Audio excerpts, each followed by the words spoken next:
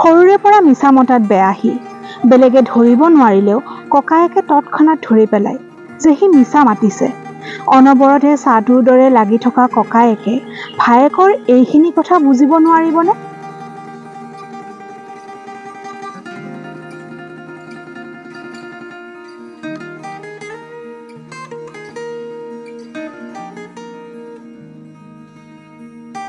নাট্য জগতখনৰ ইতিহাস মঞ্চ অভিনয়ৰ অ আ ক খ আয়ত্ত কৰাৰ পিছত ইহানৰ মন পুৰাদমে অভিনয় জগতখনৰ প্ৰতি ঢাল খাইছিল। ছেমিষ্টাৰ পৰীক্ষা শেষ কৰি এবাৰ ঘৰলৈ যাওঁতে বিবেকে ইহানক আনমনা হৈ বহি থকা দেখি সুধিছিল, কি হ'ল বাবু, কি ভাৱনাত বিভোৰ হৈ আছ? ককায়েকৰ হাতত ধৰা পৰি যোৱাৰ ভয়ত সি মিছা মাতিম বুলি ভাবিয়েই উত্তৰ দিছিল, ক'তনো কি ভাবি থকা দেখিলা দাদা? নাই ভবা একো। হ'ব দে, মিছা মাতিব নালাগে। এতিয়াই ক'বলৈ মন নাই যদি নালাগে দে ক'ব, যেতিয়া মন যায় তেতিয়া কবি। সৰুৰে পৰা মিছা মতাত বেয়াহি বেলেগে ধৰিব নোৱাৰিলেও ককায়েকে তৎক্ষণাত ধৰি পেলায় যে সি মিছা মাতিছে। অনবৰতে চাহটোৰ দৰে লাগি থকা ককায়েকে ভায়েকৰ এইখিনি কথা বুজিব নোৱাৰিবনে? কোঠাটোৰ পৰা ওলাই আহিব বিচাৰোতে ইহানে ককায়েকক মাতিলে, দাদা, কেইদিনমানৰ পৰা কথা এটাই বৰকৈ আমনি কৰি আছে। তোমাক ক'লে গালি পাৰিবা নেকি? তোৰ যদি মোৰ ওপৰত বিশ্বাস নাই মোক নকলেও হ'ব, আৰু যদি বিশ্বাস কৰিব পাৰ তেনেহ'লে ক। মোৰ ইঞ্জিনিয়াৰিং পঢ়িব একেবাৰে মন নোহোৱা হৈ আহিছে। এটা দীঘলীয়া উশাহ টানি চকুকেইটা মুদি ইহানে কথাষাৰ ককায়েকক ক'লে। কি? কিন্তু কিয়? কাৰণ অভিনয়ৰ প্ৰতি মোৰ আকৰ্ষণ বাঢ়িবলৈ লৈছে। কলেজত যেতিয়া মোক চৰিত্ৰ এটা কৰিবলৈ বাছনি কৰে, সেই চৰিত্ৰটো পুংখানুপুংখভাৱে কৰিবলৈ কষ্ট কৰি হ'লেও মই চেষ্টা কৰোঁ। সেই চেষ্টাখিনি কৰি থাকোঁতে মই কিবা এটা আত্মতৃপ্তি অনুভৱ কৰোঁ। অথচ সেই একেখিনি আত্মতৃপ্তি ইঞ্জিনিয়াৰিঙৰ সূত্ৰ এটাত মই বিচাৰি নাপাওঁ দাদা। ইহানৰ কথাখিনি গুৰুত্ব সহকাৰে শুনি বিবেকে কিছু সময় তাপ মাৰিলে। আচলতে সি কি ক'ব বিচাৰিছে? সি ইঞ্জিনিয়াৰিং পঢ়ি সুখ পোৱা নাই, বিষয়টো ভাল পায়, অথচ সুখ নাপায়। বিবেকে তাৰ কথাৰ অৰ্থ উলিয়াব নোৱাৰি অতি নম্ৰভাৱে ভায়েকৰ পৰৱৰ্তী পৰিকল্পনা কি সেয়া শুনা যাওক বুলি আকৌ এটা প্ৰশ্ন ভায়েকলৈ বুলি ঠেলি দিলে। তই তেনেহ'লে এতিয়া কি কৰিম বুলি ভাবিছ? কিবা সিদ্ধান্ত লৈছ নেকি? আজিকালি মোৰ মনলৈ প্ৰায়ে এটা কথা আহে যে মই ইঞ্জিনিয়াৰিং পঢ়া বাদ দি অভিনয়ৰ প্ৰশিক্ষণ লওঁ। যদি প্ৰয়োজন বোধ কৰোঁ তেনেহ'লে বাহিৰলৈকে গুচি যাম অভিনয় শিকিবলৈ। দেউতাই বাৰু মোক বাহিৰলৈ যাব দিবনে? অলপ সময় চিন্তা কৰি বিবেকে মুখ খুলিলে। চা বাবু, তই বহুত কষ্ট কৰি ইঞ্জিনিয়াৰিং কলেজত ছিটটো পাইছ। ইয়াতে তোৰ লগতে মা দেউতাৰ সপোনো জড়িত হৈ আছে। সেয়েহে মোৰ বোধেৰে তই আগতে আনুষ্ঠানিক শিক্ষাখিনি শেষ কৰি ল। তাৰ পাছত যি কৰ সেয়া তোৰ নিজৰ সিদ্ধান্ত। মোৰ বোধেৰে আধাতে তই ইঞ্জিনিয়াৰিং এৰি দিলে পিছলৈকে তোৰ অসুবিধা হ'ব। ভায়েকক কথাখিনি কৈ বিবেক আৰু তাত ৰৈ নাথাকিল। সি কৈ যোৱা কথাখিনিৰ ক্ৰিয়া ইহানৰ ওপৰত পৰিবলৈ কিছু সময় দি বিবেক অহা বাটেই গুচি গ'ল। সকলো কথাতে সি অতি সোনকালে সৈমান হ'ব পাৰিছিল। কোনোবাই তাক ভালকৈ কিবা বুজালে অতি সহজতে পতিয়ন যোৱা বিধৰ আছিল। ককায়েকৰ কথাখিনি মনতে এবাৰ জুকিয়াই ইহানে ইঞ্জিনিয়াৰিঙৰ ডিগ্ৰীটো লোৱাৰ কথাই ভাবিলে।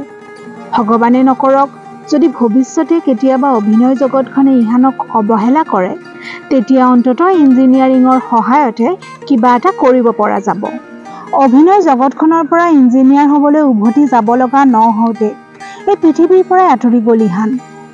অথচ কিয় যাব লগা হ'ল সেই বিষয়ে কাকো একো জনোৱাৰ প্ৰয়োজন বোধ নকৰিলে সি।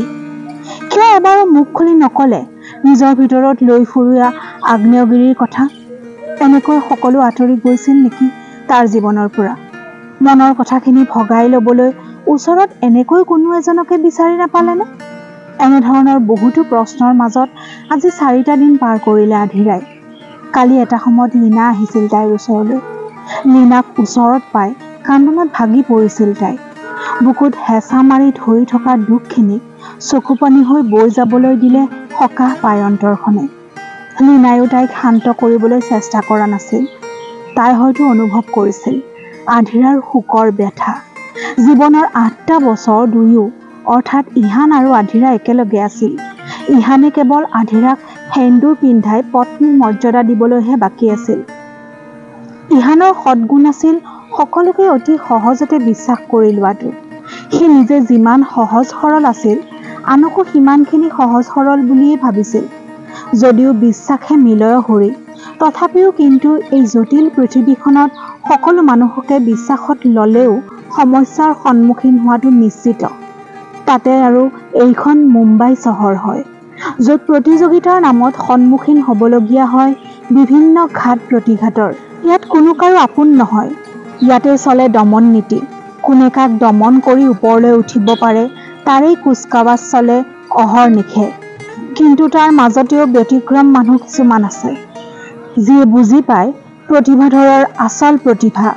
ইজনে আনজনৰ ওপৰত ৰাখে বিশ্বাস ভৰসা। কোনো এজন লোকক জীৱন বাটত আগুৱাই যাবলৈ প্ৰতিপলে দিয়ে উৎসাহ প্ৰেৰণা। তাৰে মাজৰ এহাল আছিল ইহান আৰু আধিৰা। আকাশলৈ মূৰ তুলি জোনবাই গ্ৰহ নক্ষত্ৰৰ চাল চলন চাই ফুৰা ইহানক অতি সোনকালে নিজৰ কৰি লৈছিল আধিৰাই। সহজ সৰল মনটোৰ লগতে শিশুসুলভ হাঁহিটোৰে ইহানেও সকলোকে আপোন কৰি লৈছিল।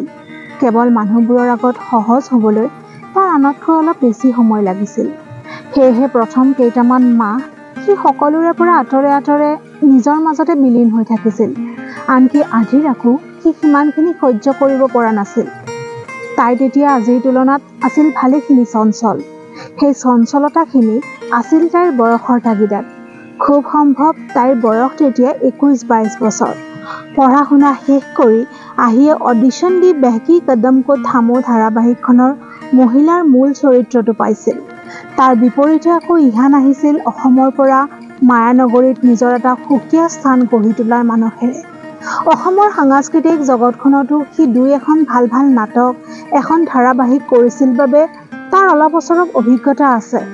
কিন্তু মুম্বাইৰ কথাবোৰ অসমৰ তুলনাত ভালেখিনি বেলেগ। প্ৰতি খোজতে ইয়াত প্ৰতিযোগিতাত অংশগ্ৰহণ কৰিব লাগে। সেয়েহে কোনোবাখিনিৰ পৰা ভাল, কাৰণ ইয়াত নিজকে জুখি চোৱাৰ অৱকাশ পোৱা যায়। আধিৰা এই ক্ষেত্ৰত তেনেই নতুন, গতিকে অলপ বাৎসল্যতা থকাটো তাইৰ ক্ষেত্ৰত তেনেই স্বাভাৱিক। সলনি হৈছিল সকলো, আৰু সেই সকলোবোৰৰ মাজত সংগোপনে অতৰ্কিতে আৰু এগৰাকী মানুহ সলনি হৈছিল, আৰু সেয়া আছিল আধিৰা, যিয়ে এতিয়া লীনাৰ কান্ধত মূৰ থৈ কান্দি আছে। প্ৰায় আধা ঘণ্টা ধৰি আধিৰাই লীনাৰ কান্ধখনত মূৰটো পেলাই কান্দি আছে।